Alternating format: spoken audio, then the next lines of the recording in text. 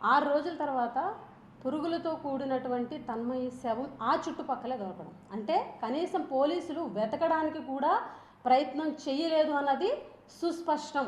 అంతేకాకుండా అదే అనంతపురం జిల్లాలో గత కొన్ని రోజుల క్రితం ఒక 9వ తరగతి విద్యార్థిని, దళిత విద్యార్థిని 14 మంది టీడీపీ కార్యకర్తలు 6 నెలలుగా అత్యాచారం చేస్తూ 6 నెలలుగా ఆ అమ్మాయిని హింసిస్తుంటే సాక్షి ఛానల్ 3 రోజుల క్రితం బయటపడితే దళిత సంఘాలన్నీ కంప్లైంట్ ఇస్తే ఈ రోజుటి వరకు కనీసం ఒక్క అరెస్టు కూడా చూపించలేదు.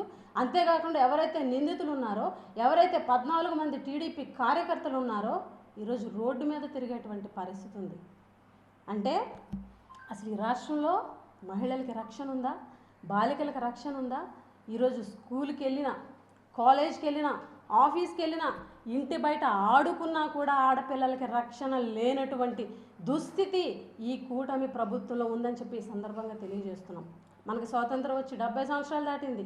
ఒక మాట చెప్తుంటారు పెద్దలు, అర్ధరాత్రి 12 తర్వాత ఆడపిల్ల తిరిగినప్పుడే నిజమైన స్వాతంత్రం వచ్చినట్టని పెద్దలు చెప్తూ ఉండారు. కానీ ఈరోజు ఈ రాష్ట్రంలో ఈ కూటమి ప్రభుత్వంలో పట్టపగలే ఆడపిల్లలు తిరగడానికి భయపడేటువంటి పరిస్థితుల్ని, దుస్థితుల్ని ఈ ప్రభుత్వం కల్పించిందని చెప్పేసి ఈరోజు మీ అందరికీ కూడా తెలియజేస్తున్నాం. ఈ టాపిక్స్ అన్నీ డైవర్ట్ చేయడానికి ఈ సంవత్సర పరిపాలన వాళ్ళ వైఫల్యం చెందారు. ఈ దుర్ఘటనలు, మహిళల మీద జరుగుతున్నటువంటి అఘాయిత్యాలు ఈరోజు తెరపైకి వచ్చాయి. వాటిని డిస్కస్ చేయకూడదని చెప్పేసి ఈరోజు